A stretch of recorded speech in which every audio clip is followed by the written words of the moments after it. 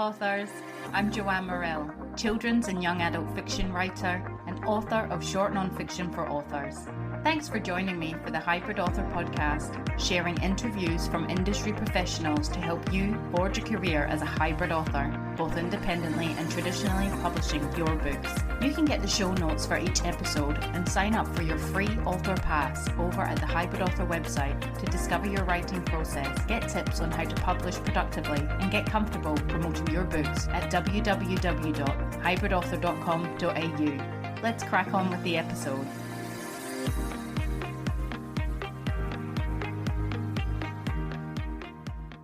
Hello, authors!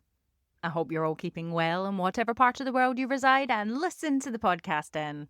Today's interview is with Johan Toit on When Only Today Matters, writing truth, emotion and short fiction. And we chat personal experience in his short story collection, When Only Today Matters, what inspired the title and how the theme of living in the moment resonates across the 8 stories, balancing emotional tone across short fiction, writing stories fueled by injustice and frustration, while others carry a whisper of hope, identity and displacement shaping the way Johan tells stories or the kinds of stories he feels called to tell, finding your writing voice through a writers group, collaborative publishing with broadcast books, Johan's advice for emerging authors interested in hybrid or community-based publishing paths, and much more.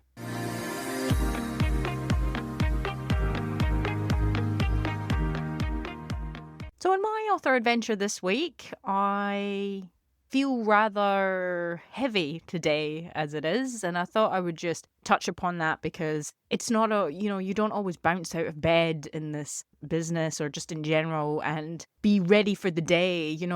There's more days like that than there's not, but not every day is there massive amounts of energy, especially if you've perhaps not slept very well or there's other things going on. So I just wanted to touch on how I felt with feeling a little bit tired, probably at least one day of the week, 1 or 2 days at least, where I feel tired and it's juggling energy, zipping between this business, the hybrid author, being a writer, book marketer, podcaster, speaker, and all the other bits to the business, to doing some physical shift work at the Cellars, to being a full-time single parent mum. Listening to my body on these days is imperative. I drink a lot of coffee and I do occasionally drink energy drinks. And there's things that I do to gain more energy sometimes when I feel lethargic. But then there's these days where I can notice that I can have the drinks and I can do all this stuff, but I'm actually aware of what I need, which is just to rest. I'm still completing tasks, nothing too strenuous. I'm not pushing myself crazily because I've noticed, especially with these days, that it's better to listen to your body. Maybe that means taking time out, reading, resting, just going at a slower pace, rather than pushing yourself to go faster or get more done or, getting in a tiz about certain things. I've found if you listen to your body, go slow, go at the pace it wants you to, the next day I'm back to full of beans and more energy and, not bouncing off the walls per se, but you're just back into that more momentum. So there is a difference where some days I'm quite wide awake, probably around 4-ish. I start to hit a wall around like 5:30. So sometimes to get going can be a bit hard, but then I do notice a heaviness around my body. And on those days, it's best just to go slower. And then the next day you're back to bouncing. So I don't know who else maybe feels this way, but I hope that whoever's out there listening, don't beat yourself up. If like me, you've got a lot of stuff that you need your attention and needs your focus, it will get done. And it'll always be there, and you're just doing the best you can, and that's fine. But prioritize yourself and your health as well. Like I'm a gym goer, and I like to be outdoors, and I like to go for walks and things like that. But even today, I could push myself, and you might get more energy from that. You generally do. But I can feel within myself that, no, today I need a rest day in terms of being on the go and things like that. And that's fine, because tomorrow I'll be back to the regular. So what I'm getting at, I guess, is listen to yourself, be kind to yourself, and know that everything that is on your to-do list, your work for the week, will get done. But you need to prioritize you as well. So, at the Cellars this week, I have been learning about food and wine pairings, which is good. It helps me be able to make recommendations to people based on what they're eating and what will go nice with that, such as, sparkling goes well with smoked salmon and freshly chucked oysters. Everybody knows that's a celebration drink. Whereas Riesling is more paired with Asian foods. White blends are sort of Australian cuisines. So I'm learning lots, and I'm also learning a lot of different varieties of wine that I've never heard of before, that some of them I have trouble saying. Like, I managed to figure out how to say this. Viognier is a white blend, and I think that one goes with spicy chicken. I can't remember. There's so much to it, so yeah, it's quite interesting learning about that. And I think that one is French. I'm getting there anyway. I'm getting an education. This is the point of being at the Cellars. And so this week I got to taste, it's another point of being at the Cellars. I get to the educational side, but I get to do wine tastings, which obviously working, have to spit out, but like all wine, tasted a couple of Grenaches this week. One was from McLaren Valley, which is Australian. The bottle was quite young. It was around about $25, and pouring out, it was a very see-through red, almost like a little cherry red, but you could see through it. It was quite clear, like a Pinot Noir, as a lot of people were saying. And it tasted quite, maraschino cherries was one of the things they said, or popping candy, like quite, I guess sweet you could say. And then I tried another Grenache, and this was, what was interesting was because apparently a lot of grapes varieties you can't get, like, there's Grenache, and these were from two different countries. The other one that I tasted was from Spain, and that one you can make them different. That one was very dark. I loved it actually, and that was only about $30. More kind of vanilla-y tones and leather and stuff like that. Just delicious. But the same, grape, but done two different ways. And apparently with Grenache you can do that, whereas something with like a Cab Sauv or something like that, you can't. So I'm finding it really, really interesting, all this stuff. If you're listening, you're thinking, why is she harping on about wine on writing, sort of publishing career podcast? But, this is all part of my author adventure. It's tied into my freelance writing, my book writing, romance novel set in a vineyard. All of it. So, our outside experiences elsewhere shape our writing. So it is relevant, and I'm sure there's a few wine drinkers listening.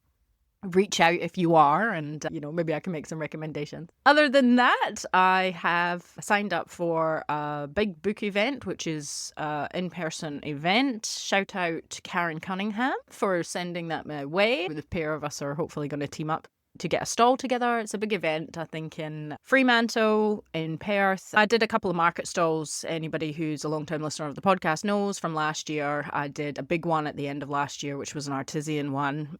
I did a smaller one in January, and I didn't really find them worth it. But this is different in terms of it's actually a book selling event. It's for people who are selling books. So the people that are coming to buy books.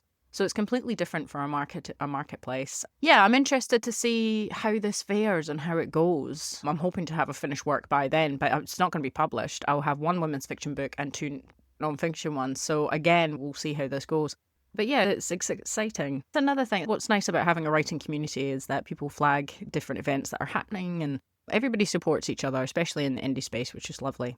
Besides that, I've just been busy catching up with emails. I've had a lot of varied opportunities coming my way, which is great. That's another thing about just putting yourself out there. People find you, and then there's different chances and different things. Yeah, we'll see what comes of it. I love how wide this business is and all the different things it brings. There's lots of challenges. It can feel like a hustle, but it's very varied, and I like that. I don't want to do something that is the same every single day. Hello authors, I'm Joanne Morrell, children's and young adult fiction writer and author of short non-fiction for authors. Thanks for joining me for the Hybrid Author podcast, sharing interviews from industry professionals to help you forge a career as a hybrid author, both independently and traditionally publishing your books. You can get the show notes for each episode and sign up for your free author pass over at the Hybrid Author website to discover your writing process, get tips on how to publish productively, and get comfortable promoting your books at www.hybridauthor.com.au. let's crack on with the episode.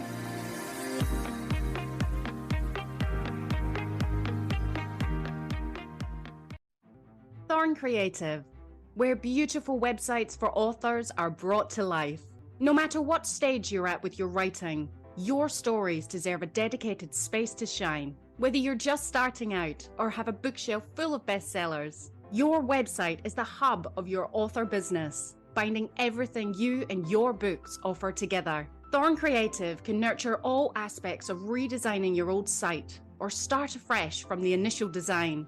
They can provide ongoing hosting and maintenance to marketing your books online, saving you time, money, and stress trying to wrangle your site yourself. An author website built by Thorn Creative can easily direct readers to your favorite retailers, your publisher, or simply set you up to sell to them direct.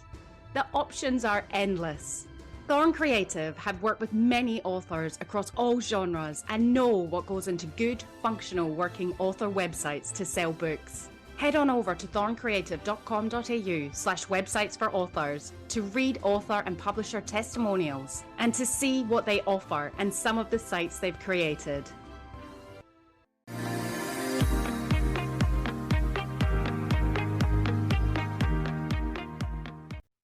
Johan du Toit grew up in a remote community 8 hours drive from Cape Town in South Africa. He immigrated to Australia with his family in 1994. Through membership of a writers group, Johan found an opportunity to write short fiction. His two collections, Meandering Road and When Only Today Matters, have been published in collaboration with Broadcast Books. The 8 stories chosen for When Only Today Matters were shaped by Johan's personal journey.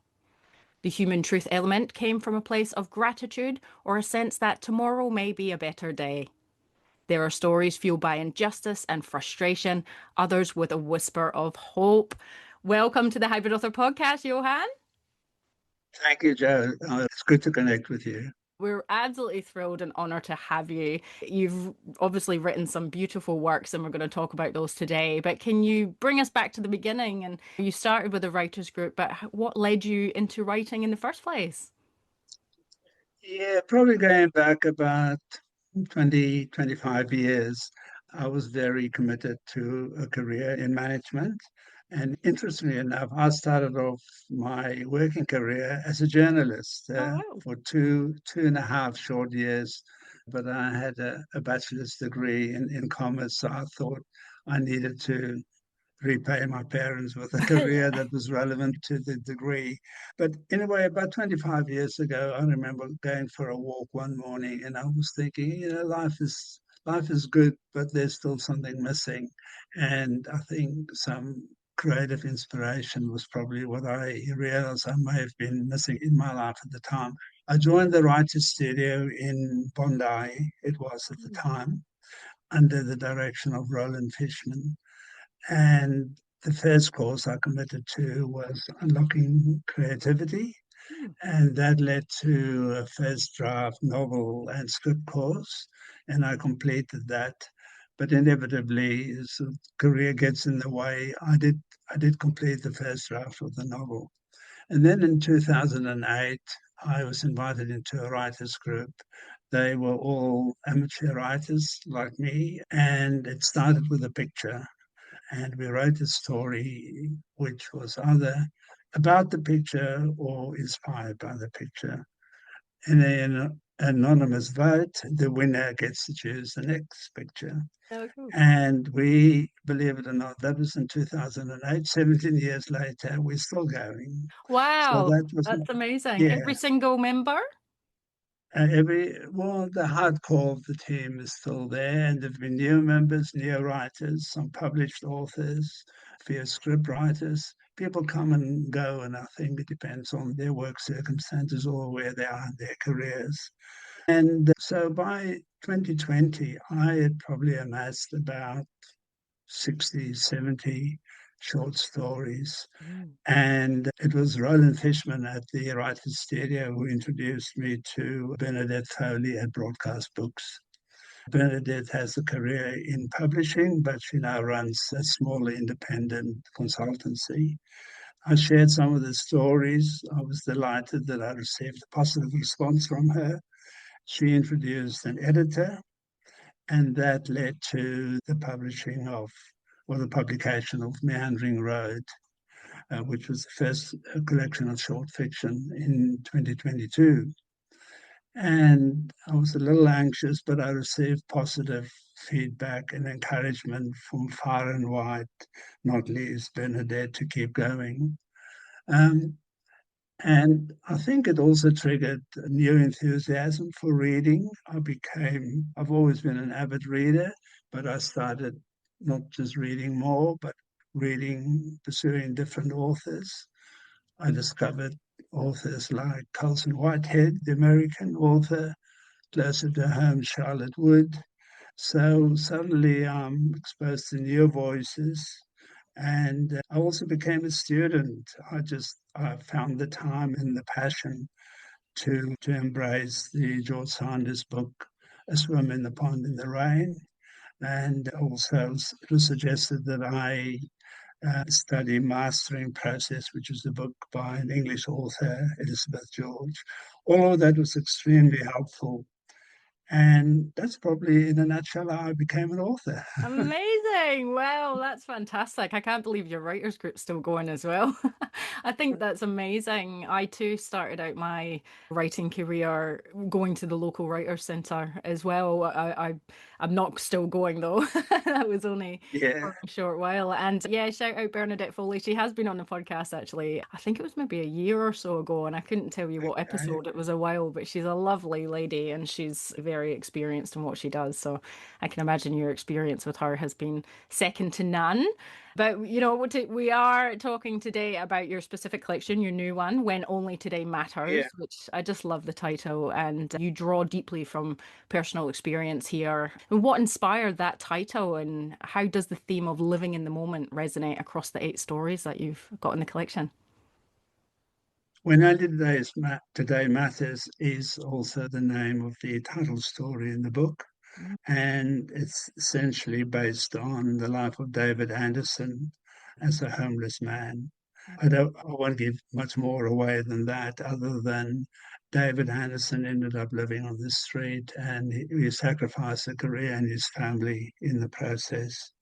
That story was actually inspired by an experience as a volunteer at the Wayside Chapel on Christmas Day Right. several years ago.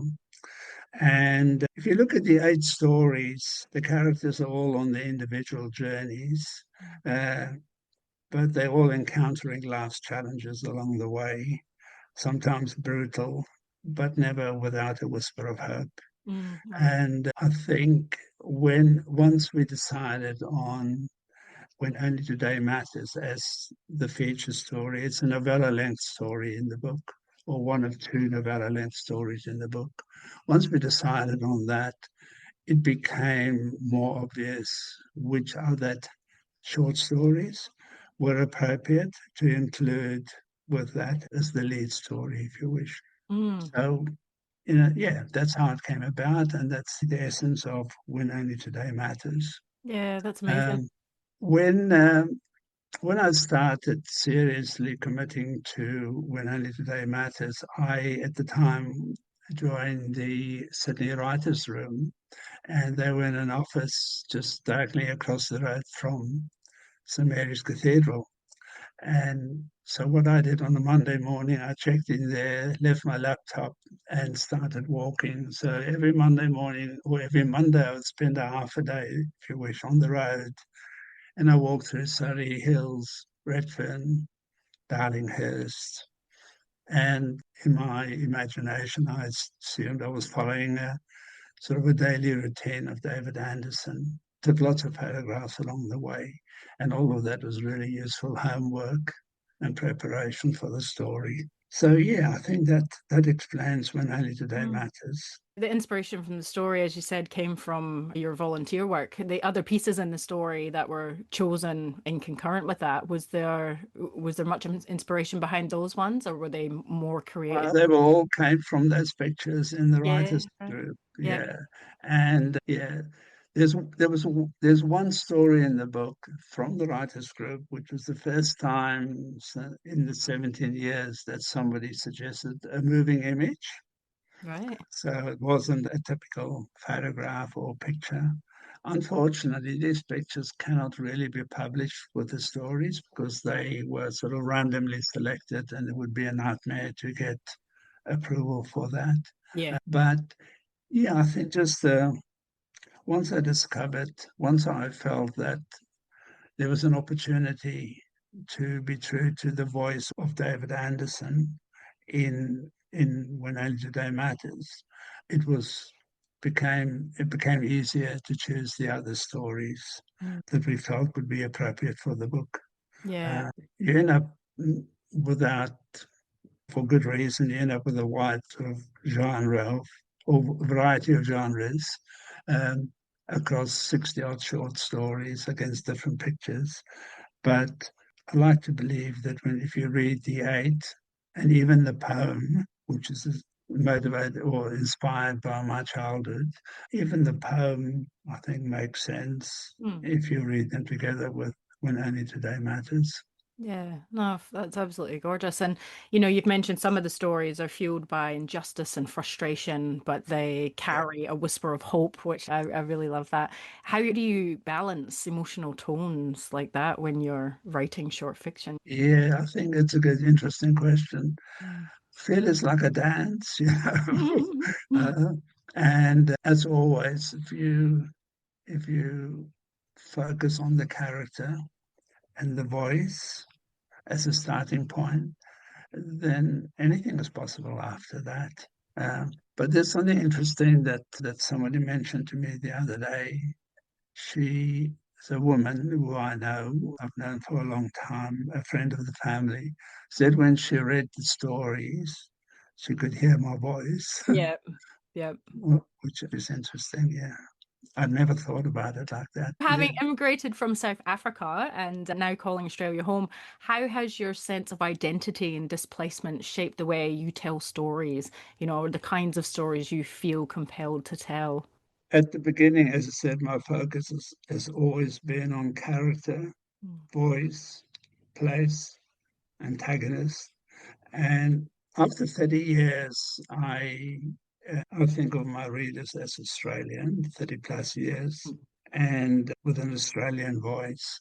So the vast majority of stories capture Australian characters, Australian situation and journeys.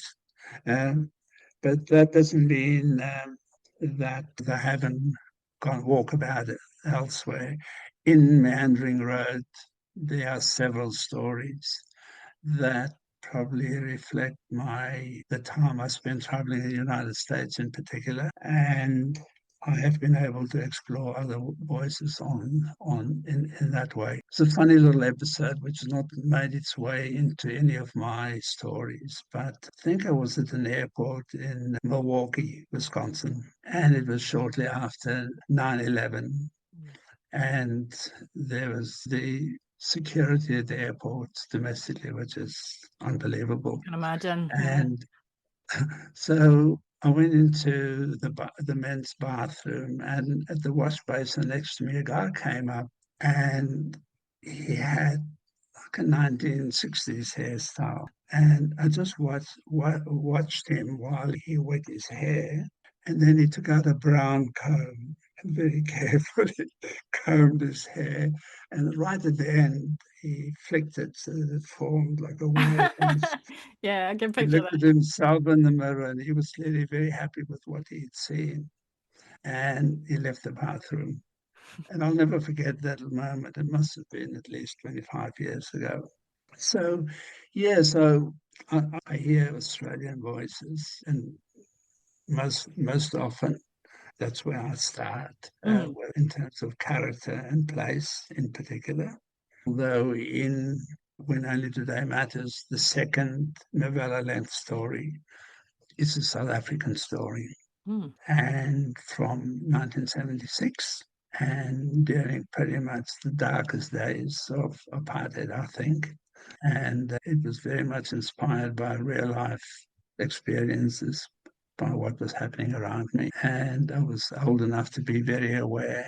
So I revisited that period in my life in that story. All these 8 stories, and probably many of the others I've written, leave the readers or reader with a question rather than a happy ending. Uh, and I didn't know that I was doing something that that has been recognised at writing schools. This Mm. whole notion of that a novel shouldn't have a beginning and an end.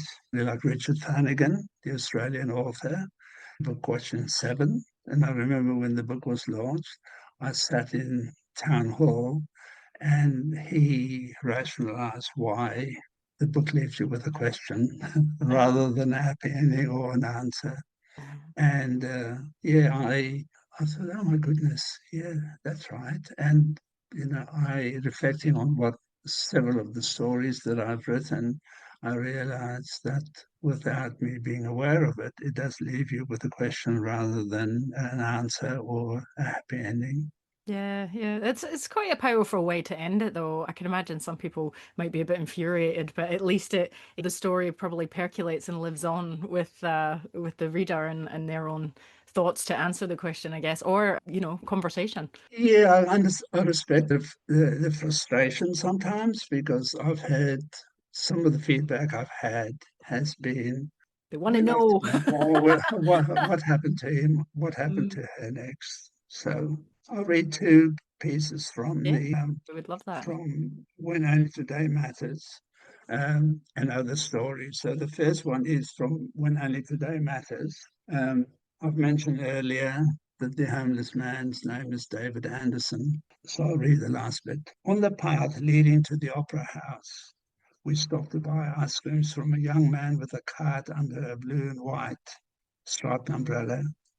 We find a bench facing the harbour where we sit licking our vanilla ice creams from cones. Is this the way it's going to be, Dad? Chloe's question is not in a demanding tone. I know exactly what she means. With your help, it feels that I'm putting my life together, slowly, one stitch at a time. She laughs and says, that's lovely. I mean the stitch part. We finish our ice creams in silence, watching a ferry cross the expanse of calm water. Mm. So I just thought I'd leave it there. Yeah. Yeah. So from that, hopefully you will gather that Chloe and David, their journey has been troublesome and rocky, but they're at a point now where they can sit down and enjoy an ice cream and looking forward to how life may be different or going forward. And rather than from the second novella length story, which is a South African story, I like to I'll read the second piece from a short story in When Only Today Matters. Lovely. The story is called Tale of the Goat Herd. And I know for myself, this is the most rewarding story that I've written. Right. I've done nothing that has given me as much, I don't know, just personal joy and satisfaction as the story. This is close to the end of the story, so I'll read this piece. Hmm. I led the Jew and the Lima from Palestine. 2 sisters from 2 mothers turned to face one another with open palms, their foreheads touch as they looked down at their feet in the desert soil. The 2 women embrace, whispering prayers, then silence. They turn away slowly, as if they are clinging to this moment. They start walking towards Jerusalem. The sun is lower now, almost ready to say goodbye. The goats have gone ahead. I follow, leaning on my herded stick. Over my shoulder, the 2 fading mirages move with the same rhythm. I hope for Ayelet and the Lima there will be a tomorrow together under this one sky. Oh, that's absolutely beautiful. Your voice just paints an absolute picture, and you've got a lovely speaking voice as well, a lovely reading voice. You'll have to do audio, Thank you. an audiobook version.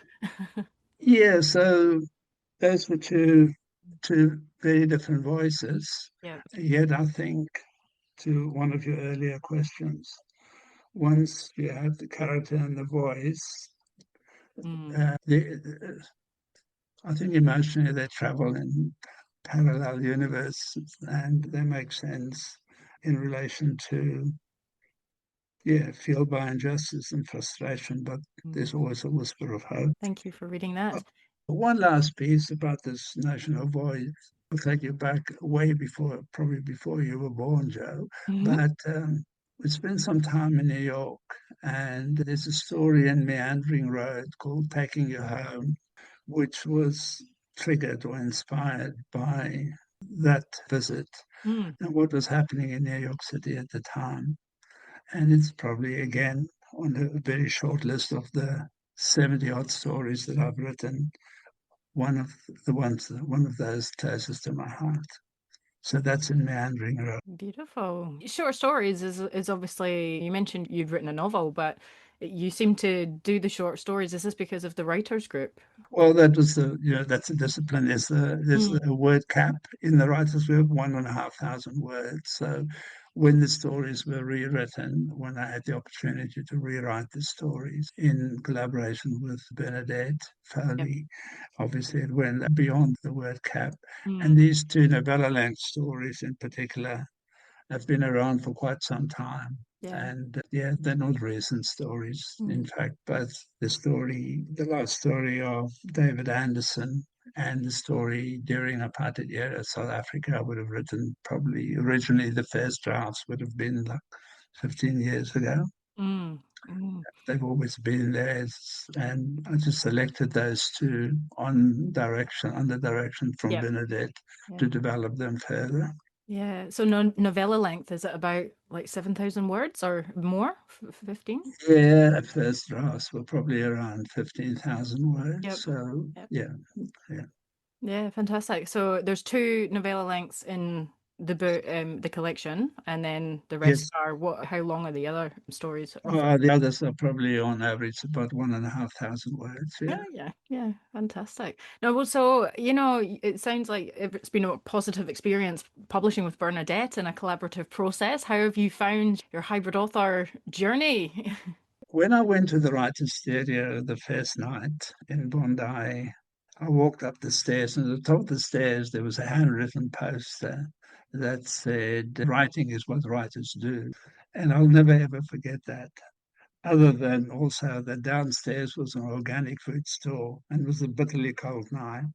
And I remember the poster and the organic hot chocolate from downstairs. So the writers group opportunity gave me, it was a terrific opportunity to the discipline of at least 5 stories per year. And that really helped me to develop a writing habit. I would say the writing discipline came a little bit later after I connected with Bernadette. Um, so since over the last 7, 8 years, I probably write about 6 to 8 hours a day. Wow. Uh, yeah, and either writing, researching, or reading.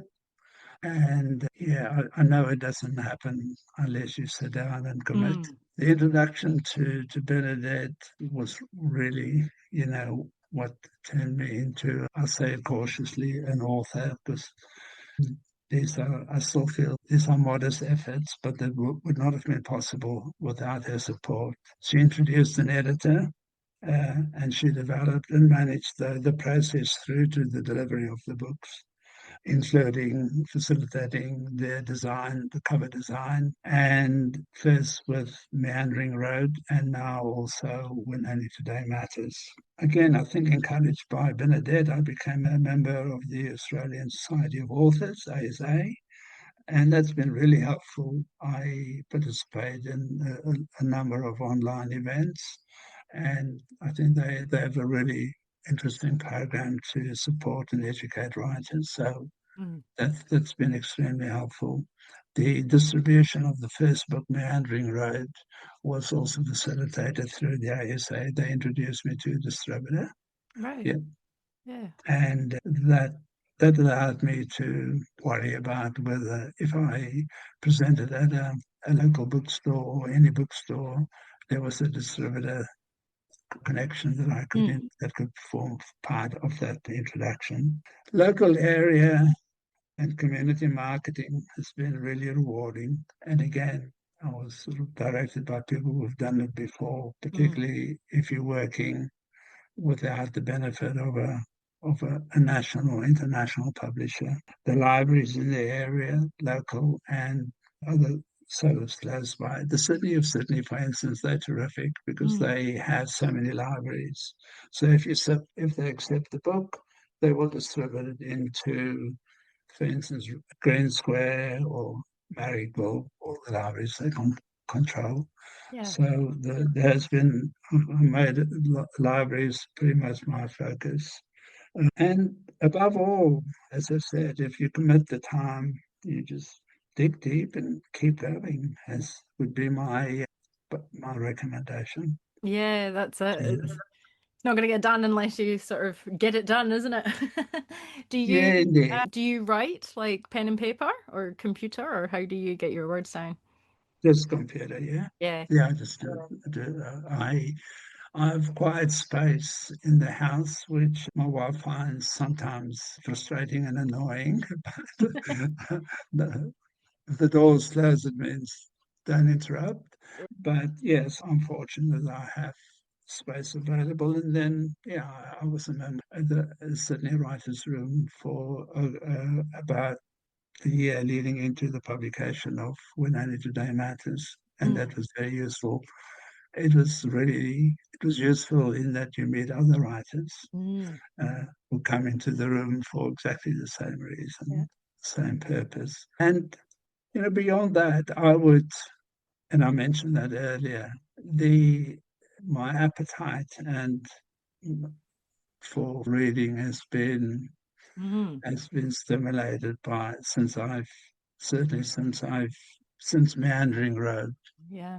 and I've discovered authors that, and by way of example, Colson Whitehead, the American author. I've I've read everything that Colson Whitehead has written, and The Underground Railroad is probably the book that I'll never forget, that I recommend to anybody. But yeah, sort of life as a writer, I think what it's allowed me to do as a reader and what's enabled me to do as a reader has been equally rewarding. Fantastic. Well, you've shared so much with us, Johan. Thank you so much for joining us. And I know that everyone's dying to know where they can discover your collections and everything you do on and offline. Thank you so much. So the website, which is just Johan Dutoit, or Johan Dutoit, one word, .com.au. The book is available from Booktopia and also Amazon for the e-version. Australian book lovers Mm. on their website now. And if I can add, we launched the When Only Today Matters at Harry Hartog in Mosman. The manager was beyond supportive, Oh, and great. That's good. they continue to support both titles. So both titles available from Harry Hartog as well.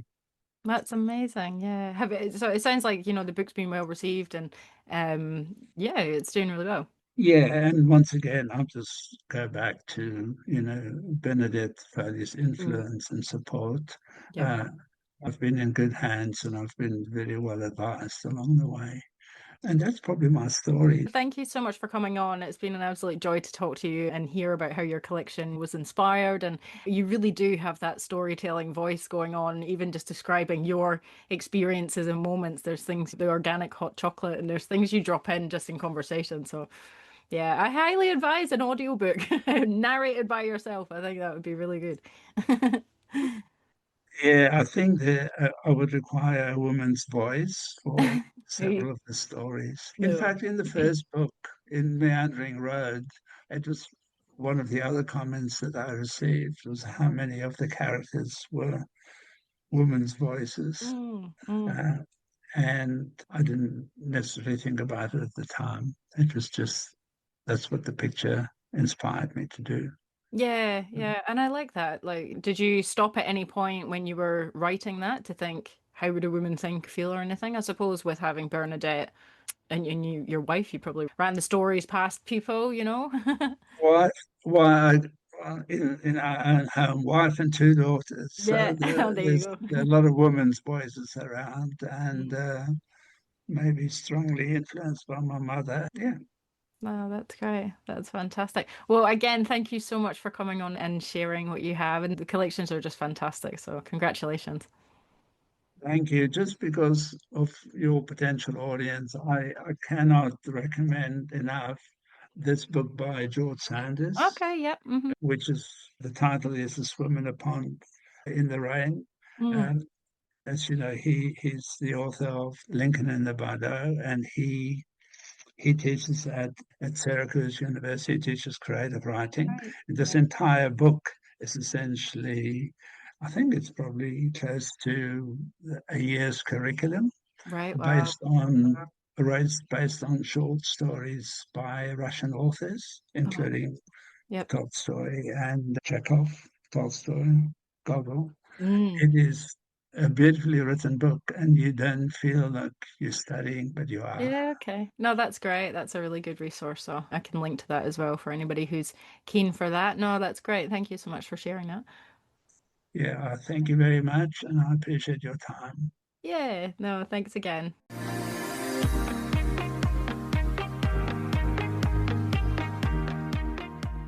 So there you have it, folks, the truly whimsical and brilliant Johan du Toit. If you want to read exceptional writing, check out Johan's short collections, published by the lovely Bernadette Foley from Broadcast Books. Next time on the Hybrid Author Podcast, we have Writing Kids Books Inspired by the Natural World with Casey Whitelaw. Casey is a marine biologist, educator, and children's author with a passion for connecting children to science and nature through storytelling and education. Growing up on the coast of Victoria, Casey spent her days beachcombing, surfing, and exploring the rocky shores. As a child and still as an adult, she was fascinated by the rock pools teeming with life, eagerly learning the names of all the creatures she discovered. Her passion for the ocean led her to the World Heritage listed Sharks Bay Marine Park in Western Australia, where she had the incredible opportunity to work with the famous Monkey Maya dolphins and loggerhead sea turtles. Inspired by her work and dedicated by nurturing the next generation of ocean warriors, she's turned her enthusiasm into pages by diving into the colourful world of picture books. So that is next week's episode with Casey. Absolutely another gem, as are all my episodes. I feel I just love connecting with the guests that come on. They're just exceptional people, and I hope that you get a lot from listening. I wish you well in your author adventure this next week. That's it from me. Bye for now. That's the end for now, authors. I hope you're further forward in your author adventure after listening, and I hope you'll listen next time. Remember to head on over to the Hybrid Author website at www.hybridauthor.com.au to get your free author pass. It's bye for now.